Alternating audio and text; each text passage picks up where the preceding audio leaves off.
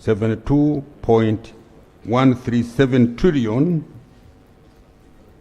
for implementing of government activities, out of which shilling 34.318 trillion was appropriated and shilling 37.817 trillion was approved for statutory expenditure.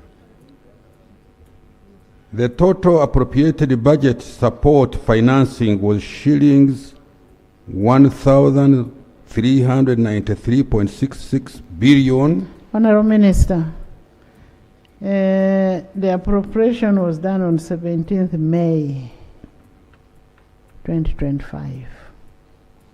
Yeah, I beg it.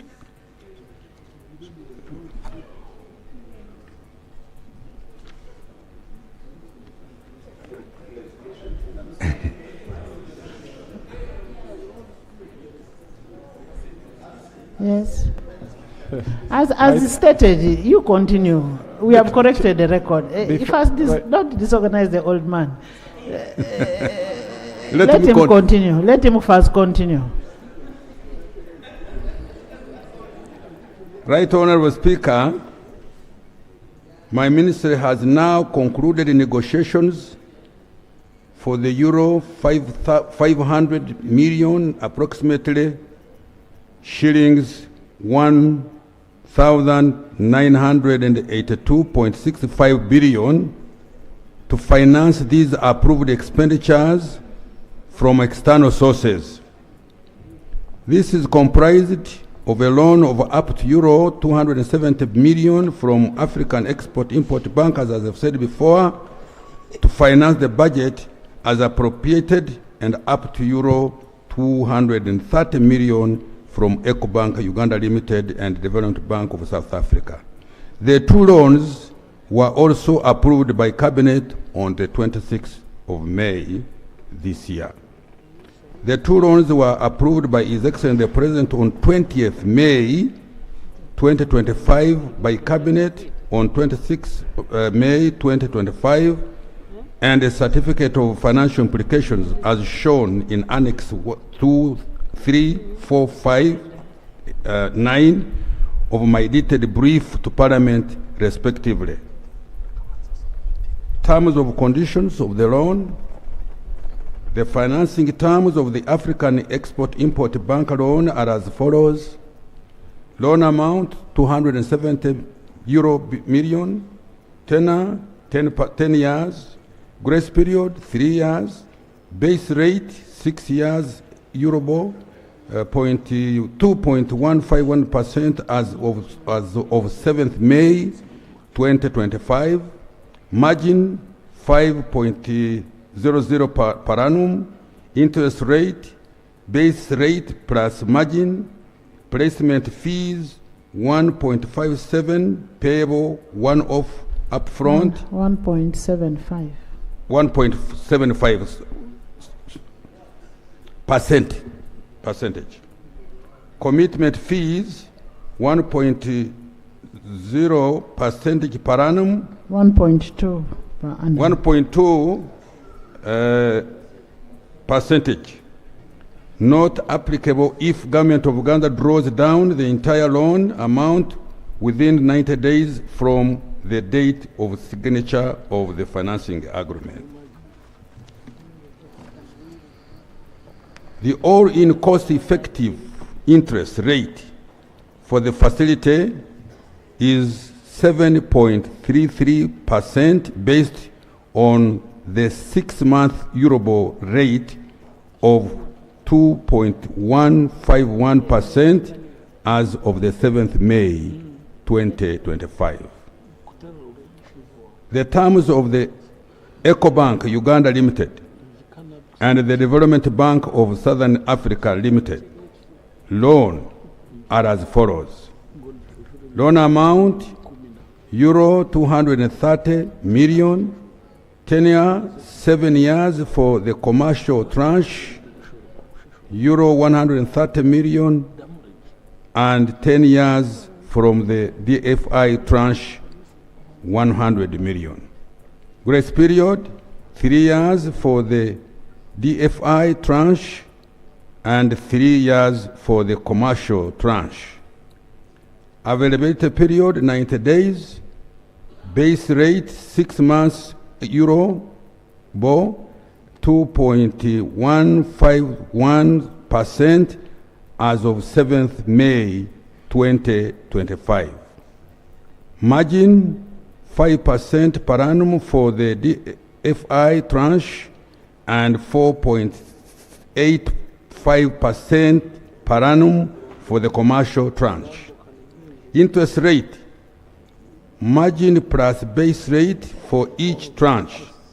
Arrangement fees, 2.5% of the facility amount. Agency fee, euro 30,000 per annum.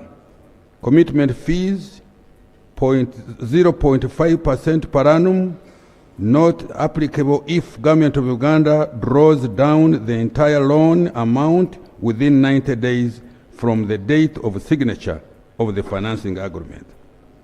Default interest, 1.5%.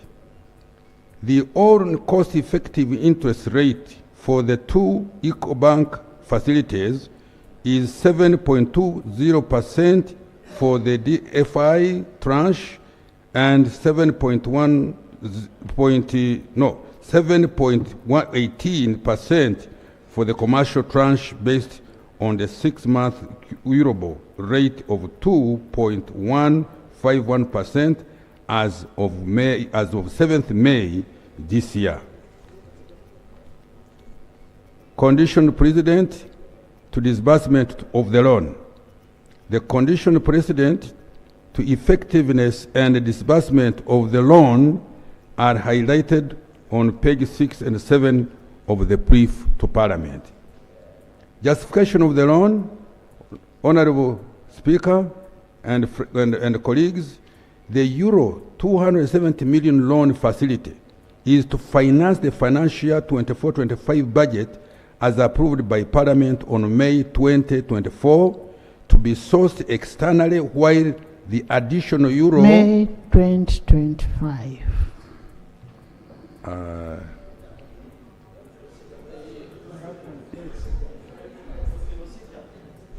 am correcting the year. Yes, let's finish first, then I give you the shadow. I will give you the shadow. I repeat, Right Honorable Speaker, and I'm just justifying now, the euro 270 million loan facility is to finance financial year 24-25 budget as approved by Parliament on May 2024 to be sourced externally, while the additional euro 230 million is to finance the supplementary expenditure schedule number 3 approved by Cabinet and later Parliament on the 12th of March 2025 for financial year 24-25. A copy of the supplementary expenditure schedule number 3 will be attached and marked as Annex 8 of my detailed brief to you. The loan and the current date situation of the country. Honorable Speaker and colleagues, the loan will slightly increase our current date stock. As at the end of June 2024, the total public debt stock stood at $25.55 billion, increasing from $23.6 billion as at the end of 23. Of the total public debt stock, external debt constituted $14.59 billion, and domestic debt stood as $10.96 billion. Uganda's debt remains sustainable with a nominal value of public debt to GDP of 46.86% at the end of June 2024 compared to 47.40% at the end of June 2023. Honorable Speaker, I wish to lay on the floor of Parliament the brief to Parliament with the following attachments. 1. Cabinet Minute 19/24 on the performance of the budget for expenditure for financial 24-25. 2. Cabinet Minute 93/2025 on supplementary expenditure schedule number 3 for financial 24-25. 3. Letter from H.E. the Excellent letters from His Excellency the President providing clearance to the 2 loan dated 20th May 2025. 4. Resolution of Parliament for supplementary expenditure schedule number 3, certificate of financial implications. 6. Draft financing agreement for the euro 270 million to be provided by the African Bank. And lastly, draft financing agreement for the euro 230 million to be provided by EcoBank and the Development Bank of South Africa. I beg to lay. Thank you. Honorable Minister, I wanted to find out the money we are borrowing is meant to finance which budget? Is it the current budget that we are on, or it is budget 2025-2026?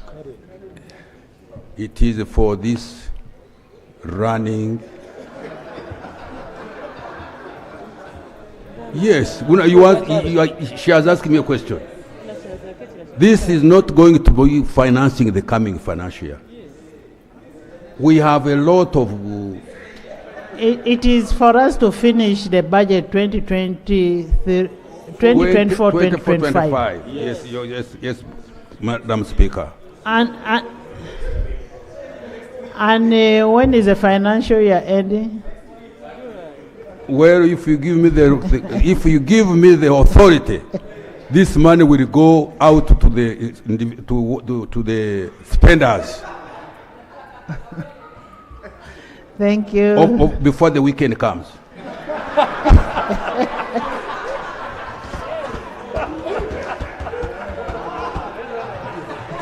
Honorable Minister, if we give you the authority, I thought we are giving you authority to borrow. How long will it take you to borrow the money? But I'm asking for. Let me explain carefully.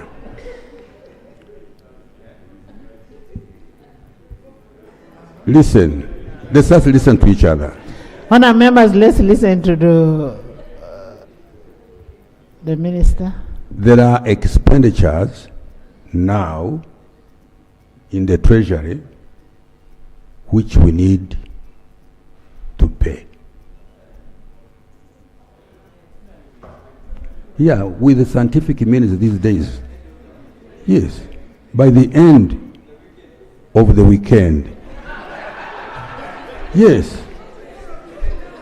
You can go and check on the treasury. So if the money is for the current year, the minister was right that the money was appropriated in 2024. Yeah. Yes, it is for the current budget. Thank you.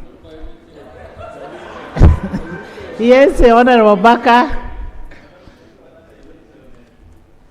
Speaker, I raise on a point of procedure under Rule 61, paragraph D, for a motion without notice to suspend Rules 162, to suspend Rule 162, paragraph 2, 3, and 4, to enable this House debate this matter and consider the rule, the motion to borrow without necessarily referring it to the Committee on National Economy. Madam Speaker, if my motion is supported, I can proceed to justify it.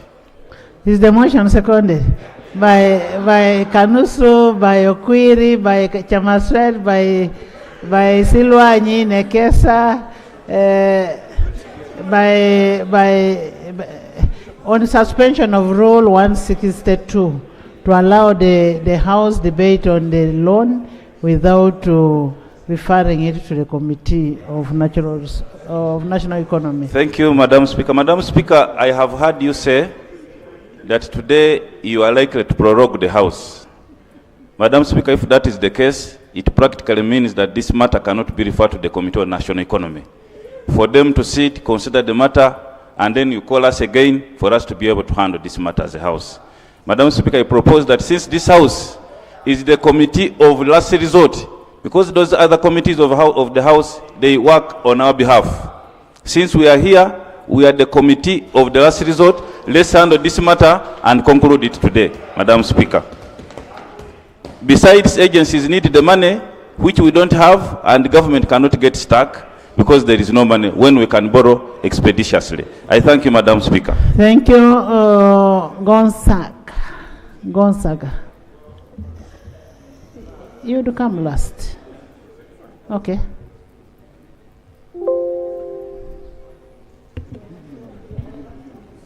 Madam Speaker, given the urgency of this loan, it is crucial for this House to give due consideration for its approval.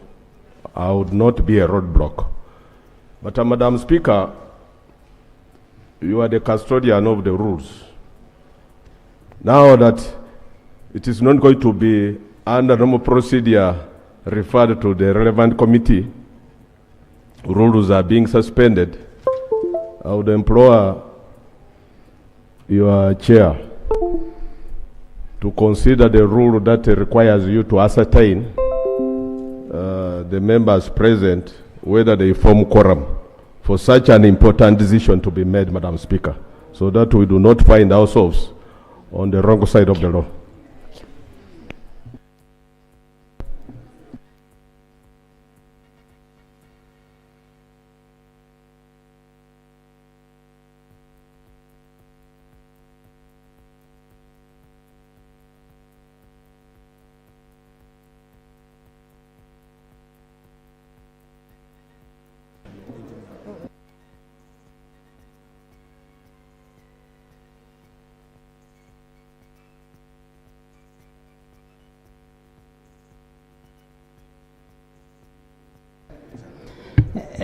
Let's establish the number which is there both on Zoom and physical.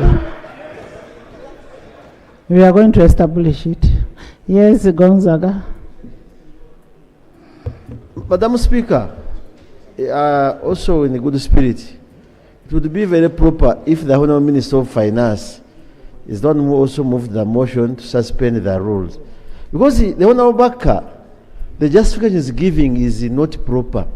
After having passed the UPDF bill in one day, what is the justification? you can't be the right person Honorable to move. Just remind me, what did the Honorable Baka say?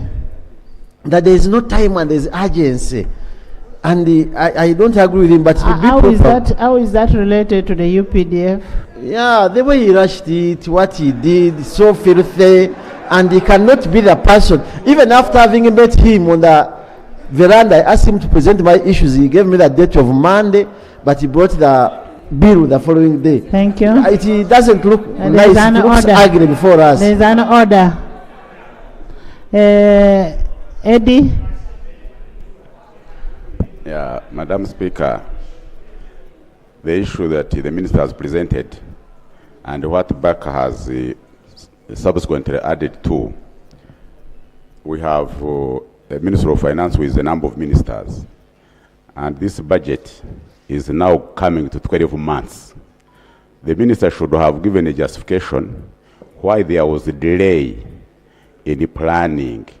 So is it procedurally right? And we needed this to come before the appropriation. Yes, because this one we approved the expenditure side, and we also assumed the government had made the relevant sources of the funds. So when you come here and you are going to bring your own, when we are actually closing today, it means the Article 90 of the Constitution will not be complied with. So the government makes Parliament actually look as if they are not doing their work. A loan of 70% is non-constitutional. It is actually commercial loan. So we would appeal to the minister to give us justification as to why Parliament must be rushed. We agree we can suspend the rules, but we need to have it unanswered. Why government can bring a loan that is commercial to support a budget that is ending in 30 years? No, Such if- that no, this- the budget is ending. That is agreeable. But there's no money.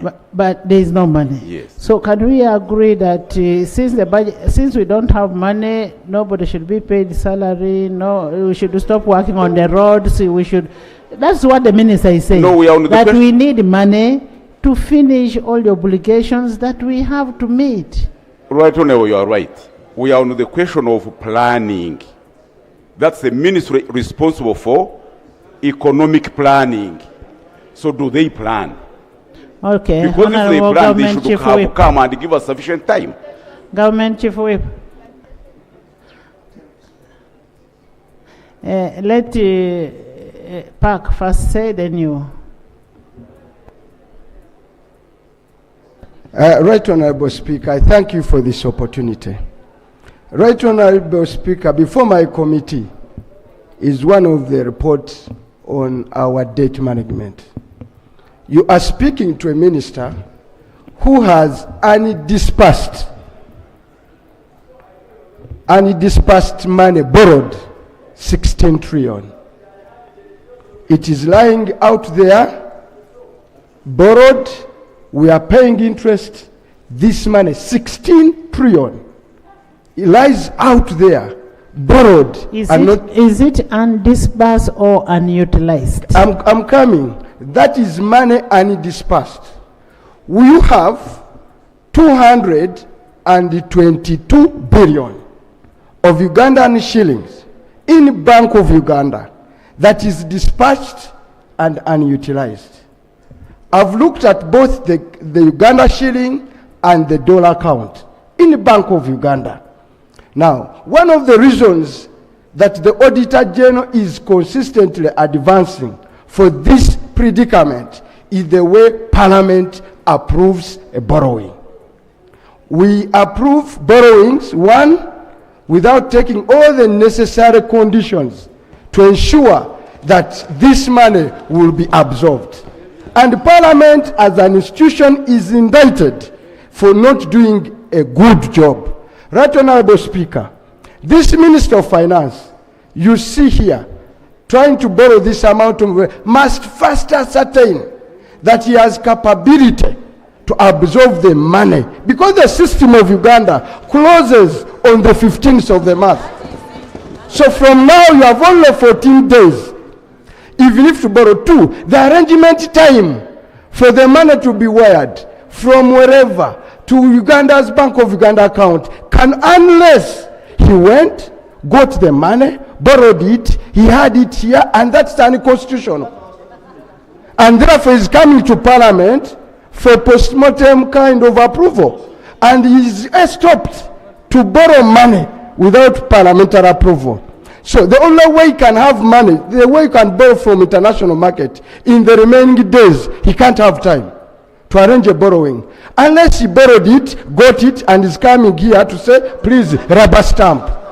And now, if we are rubber stamping, that is unconstitutional. Honorable Minister. Right Honorable Speaker, as I conclude, the other thing that the minister, where he is indicted, this Honorable Kasaija,